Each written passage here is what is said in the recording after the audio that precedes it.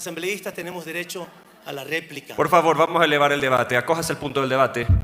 Bueno, no importa. Lo haremos ante Su tiempo ha terminado, asambleísta Patiño.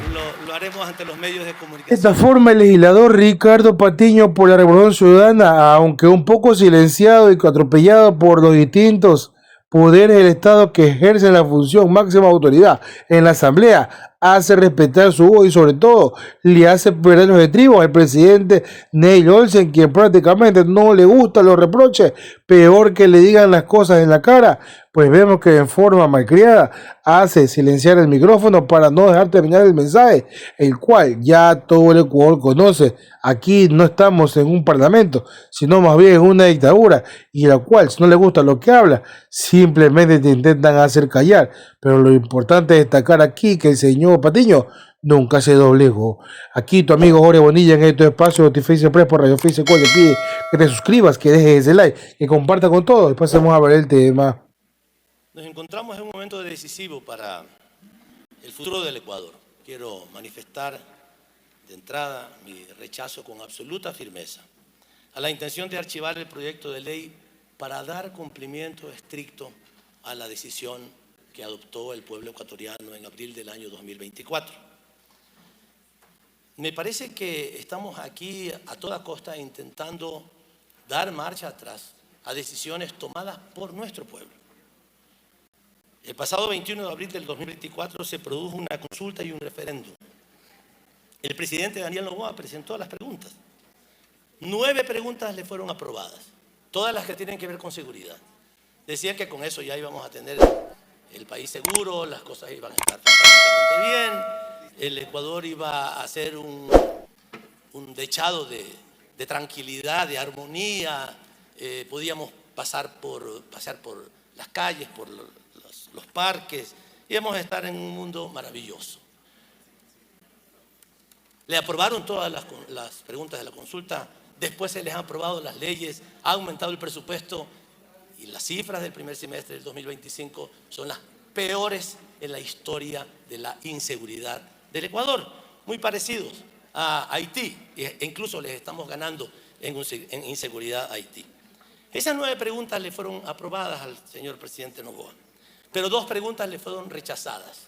2, el intento de legalizar el trabajo por horas, que sabemos que es una manera de precarizar el trabajo, y la segunda, el intento nuevamente de echar abajo una disposición constitucional que fue aprobada en el 2008 por el 64% de los ecuatorianos, en donde se establece claramente que en el Ecuador no se acepta el arbitraje internacional en los contratos que el país tiene con empresas transnacionales. La Constitución fue aprobada por el 64% de los votos y esta pregunta del presidente Noboa fue rechazada por el mismo porcentaje, por un poquito más, por el 65% de los ecuatorianos que dijeron: no, presidente, no estamos de acuerdo. La pregunta decía: ¿está usted de acuerdo? Escuchemos claramente. ¿Está usted de acuerdo que el Estado ecuatoriano reconozca el arbitraje internacional como método para solucionar controversias en materia de inversiones, contratos y comerciales? Pues el pueblo ecuatoriano dijo: no, no estamos de acuerdo, presidente Noboa. Queremos que el artículo 422 de la Constitución, que a propósito el estimado asambleísta que intervino primero se lo saltó cuando habló de los preceptos constitucionales, ese artículo dice claramente que el Ecuador no se debe someter al arbitraje internacional en las controversias con los inversionistas internacionales.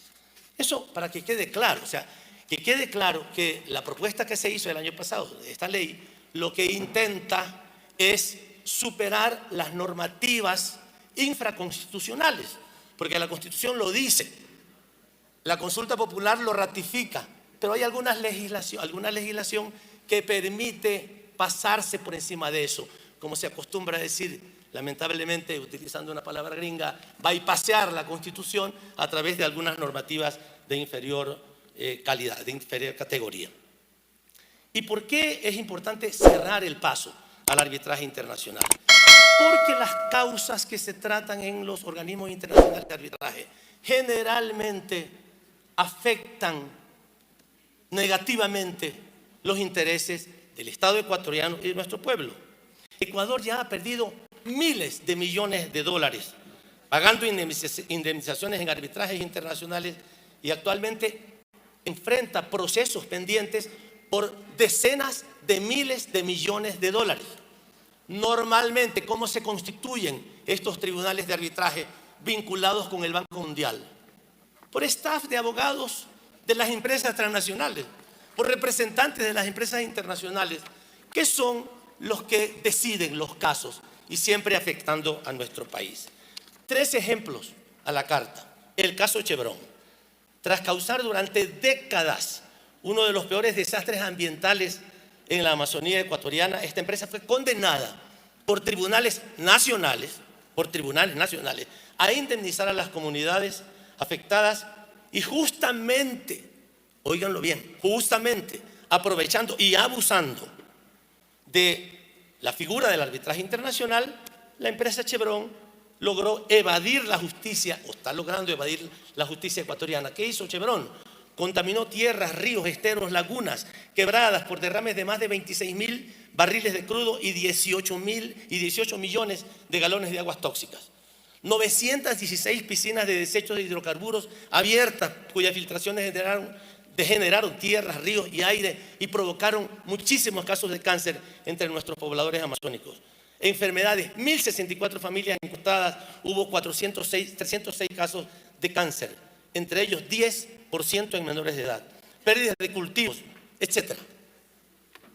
Fue condenada por la justicia nacional, pero fue a recurrir a la justicia, a la supuesta justicia internacional, y logró evadir esa condena.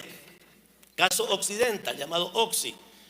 El Ecuador rescindió el contrato petrolero lesivo para el país.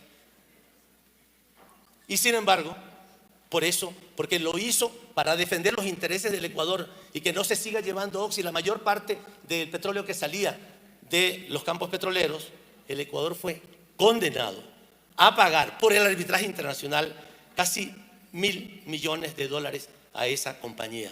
El caso Perenco, otra petrolera que demandó al Estado y obtuvo laudo en favor por cientos de millones de dólares.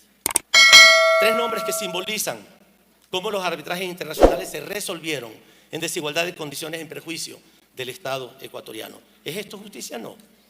Es un mecanismo neocolonial por el cual los poderosos imponen su voluntad y hacen caso omiso de nuestras leyes y las cortes nacionales. Es una vulneración al derecho de los ecuatorianos de decidir sobre la justicia respecto a los temas que tienen que ver con las empresas transnacionales.